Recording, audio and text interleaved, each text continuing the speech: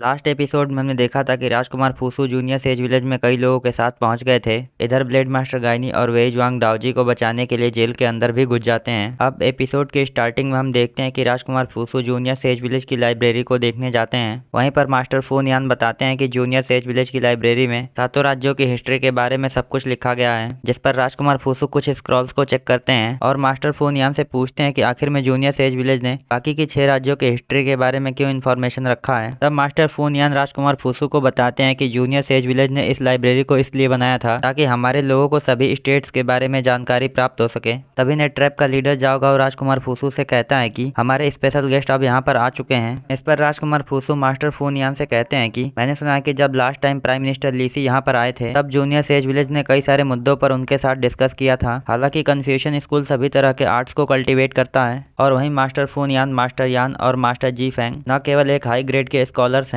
बल्कि अपने shorts skill में भी काफी माहिर हैं। इसलिए मैं चाहता हूं कि हमारा डिबेट शॉर्ट्स के ऊपर हो। इसके बाद हमारा सीन शिफ्ट होकर के फिर से जेल में चला आता है, जहां पर हम देखते हैं कि ब्लेड मास्टर गाइनी और वेई जुआंग अभी भी तेजी से आगे बढ़ रहे होते हैं। तभी ये लोग देखते हैं कि अचानक से इन लोगों को दो तरफ से सोल्जर्स ने घेर लिया है। इसलिए सबसे पहले ब्लेड मास्टर गाइनी अपने तरफ के सोल्जर्स को नॉकआउट करते हैं, वहीं दूसरी तरफ वेई जुआंग भी उसी स्पीड से सोल्जर्स को नॉकआउट कर रहा होता है। तभी हम देखते हैं कि डाओजी का गार्ड अचानक से उस जेल में कुछ अजीब महसूस करता है, जिस पर डाओजी कहता है कि अब मेरे दोस्त आ गए हैं। इस पर वह गार्ड नोटिस करता है कि अगले ही पल ब्लेड मास्टर गाइनी और वेई जुआंग ठीक उसके सामने खड़े हैं, जिस पर डाओजी अपने हाथों से हथकड़ी को बाहर निकाल करके कहता है कि एक्चुअल में मास्टर जी फेंग ने ब्लेड मास्टर गाइनी और वेई जुआंग को मुझे बचाने के लिए भेजा है। इसलिए ऐसा लगता है कि मास्टर जी फेंग मेरे बारे में कुछ ज्यादा ही चिंता करता है। तभी वेई जुआंग अचानक से उस गार्ड को जान से मारने के लिए आगे बढ़ता है, लेकिन हम देखते हैं कि गाओ जियानली बीच में आकर के उस गार्ड को बचा लेता है। लेकिन वेई जुआंग को दिखाने के लिए वह उस गार्ड को नॉकआउट कर देता है और कहता है कि मैं इसे बहुत देर से पीटना चाहता था क्योंकि यह मुझे यहाँ पर सोने नहीं देता था। इस पर ब्लेड मास्टर गाइनी कहते हैं कि हमारे पास वेस्ट करने के लिए टाइम नहीं है, इसलिए हमें जल्दी से मैनेजर डिंग को ढूंढना चाहिए। यह सुन करके डाओजी कहता है कि एक्चुअल में मुझे मैनेजर डिंग की लोकेशन पहले पता थी, लेकिन फिर भी मुझे इस जेल के मशीनरी सिस्टम का मैकेनिज्म कुछ अजीब लग रहा है क्योंकि मुझे अब तक इसके पावर सोर्स के बारे में कुछ पता नहीं चला है। इस पर ब्लेड मास्टर गाइनी कहते हैं कि तुम्हारे कहने का मतलब है कि इस जेल के सिस्टम के सेंट्रल कोर के बारे में अभी तुम्हें कुछ नहीं पता है। तब डाओजी कहता है कि हाँ, एक्चुअल में ऐसा ही है। ऊपर से अभी तक हमें यह भी नहीं पता है कि जनरल हान क्या करना चाहता है। इसके बाद हम देखते हैं कि अब ये लोग वहाँ से बाहर निकलने लगते हैं। तब हमारा सीन शिफ्ट होकर के फिर से मिराज के ऊपर चेरी ब्लॉसम के पेड़ों के ऊपर आ जाता है, जहाँ पर हम देखते हैं कि टियांगमिंग, शायू और सीलन अब भी सही रास्ता ढूंढने की कोशिश कर रहे होते हैं, जिसकी वजह से ये लोग एक कमरे में पहुंचते हैं। लेकिन जैसे ही ये लोग उस कमरे में पहुंचते हैं, ये लोग देखते हैं कि अचानक से उनके पीछे का दरवाजा बंद हो गया है। तब शायू वह दरवाजा फिर से खोल करके देखता है, जिस पर हम देखते हैं कि बाहर का नजारा देख करके टियांगमिंग हैरान हो जाता है। तब हमें बाहर का सीन दिखाते हैं, जिसमें हम देखते हैं कि अचानक से दोपहर से सीधा शाम हो गई है, इसलिए ये लोग सही रास्ता ढूंढने के लिए फिर से आगे बढ़ने लगते हैं। तब टियांगमिंग चलते चलते पूछता है कि आखिर में ऐसा कैसे हो सकता है कि इतने थोड़े टाइम में दोपहर से सीधा शाम हो गई। यह सुनकर के सीलन बताती है कि जहाँ तक मुझे लग रहा है यह जगह बिल्कुल ही हमारे माउंट सू की तरह भूल भुलैया से भरी हुई है। इस पर सायू कहता है कि माउंट सू पर किसी ने ऐसे रास्तों और घरों को नहीं बनाया होगा। यह सुनकर के टियांगमिंग कहता है कि मेरे ख्याल से इन रास्तों को भूतों ने बनाया है, क्योंकि जो लोग माउंट सू के भूल भुलैया में खो गए थे वे लोग मारे भी गए थे। यह सुनकर के सीलन कहती है कि नहीं, ऐसी बात नहीं है, क्योंकि जो लोग माउंट सू को जानते हैं वे लोग वहाँ पर रास्ता ढूंढ सकते हैं। वहीं शायू कहता है कि मेरे ख्याल से यह हमारे मिलिट्री फॉर्मेशन की तरह है, जिसके बारे में हमारे सोल्जर्स को पता होने की वजह से वे लोग उसमें आसानी से आ और जा सकते हैं। वहीं अगर हमारे दुश्मन उस फॉर्मेशन के अंदर जाने की कोशिश करते हैं तो वे लोग उसमें फंस जाते हैं। इस पर टियांगमिंग सीलन से कहता है कि सीलन, क्या तुम यहाँ पर रास्ते ढूंढ सकती हो? तब सीलन कहती है कि एक्चुअल में यहाँ पर जो भूल भुलैया है उसे यिन यांग आर्ट से क्रिएट किया गया है, जिसकी वजह से यहाँ पर बाहर के लोगों के लिए रास्ता ढूंढना मुश्किल हो सकता है। तभी अचानक से टियांगमिंग वहाँ पर यूवी को देख लेता है। तब हम देखते हैं कि ये लोग सीधा यूवी के पीछे भागते हैं, लेकिन जैसे ही ये लोग वहाँ पर पहुँचते हैं ये लोग देखते हैं कि इन लोगों के सामने फिर से दरवाजे आ गए हैं, जिस पर शायू सामने के दरवाजे को खोल करके देखता है। तब ये लोग देखते हैं कि अचानक से अब वहाँ पर रात हो गई है। वहीं टियांगमिंग आगे बढ़ते हुए पूछता है कि आखिर में यूवी कहाँ पर चली गई। इधर शायू नोटिस करता है कि बाहर होने वाली बारिश बिल्कुल ही असली है। तब वह कहता है कि मुझे तो लगा था कि यह सब कुछ एक इल्यूजन है। यह सुनकर के सीलन पूरी सिचुएशन को एनालाइज करते हुए कहती है कि एक्चुअल में हम लोग जब भी किसी दरवाजे को खोल रहे हैं तभी वहाँ का इल्यूजन पूरी तरह से चेंज हो रहा है, इसलिए कहीं ऐसा तो नहीं कि इन सारे दरवाजों में डायमेंशनल इल्यूजन को क्रिएट किया गया हो। इधर अचानक से टियांगमिंग को फिर से यूवी दिखाई देती है। वहीं यूवी को देख करके सीलन सोचती है कि आखिर में थोड़ी ही देर में यूवी के कपड़े पूरी तरह से चेंज कैसे हो गए, कहीं ऐसा तो नहीं कि वह कोई इल्यूजन हो। इधर टियांगमिंग बिना कुछ सोचे समझे सीधा यूवी के पीछे भागने लगता है, लेकिन हम देखते हैं कि यूवी लगातार टियांगमिंग को बुलाते हुए एक अलग डायरेक्शन में बढ़ने लगती है, जिस पर टियांगमिंग भी यूवी के पीछे कई सारे दरवाजों को खोलता हुआ भागता है, जिसकी वजह से हम देखते हैं कि टियांगमिंग अब यूवी के पीछे भागते भागते एक अजीब सी जगह पर पहुंच चुका होता है। इधर शायू और सीलन भी टियांगमिंग के पास पहुंच जाते हैं। तब टियांगमिंग कहता है कि यहाँ पर आकर के यूवी फिर से गायब हो गई है। इस पर सीलन कहती है कि शायद यूवी को इस भूल भुलैया के बारे में पता है, इसलिए ऐसा हो सकता है कि वह हमें बाहर निकलने का रास्ता दिखा रही हो। तभी हमारा सीन शिफ्ट होकर के यूवी पर चला आता है, जहाँ पर हम देखते हैं कि युनसेन यूवी के माइंड को कंट्रोल करने की कोशिश कर रही होती है, लेकिन यूवी की इंटरनल पावर्स उसे ऐसा करने से रोक रही होती हैं। इधर टियांगमिंग, शायू और सीलन उस कोहरे वाली जगह में अब फिर से रास्ता ढूंढने लगते हैं।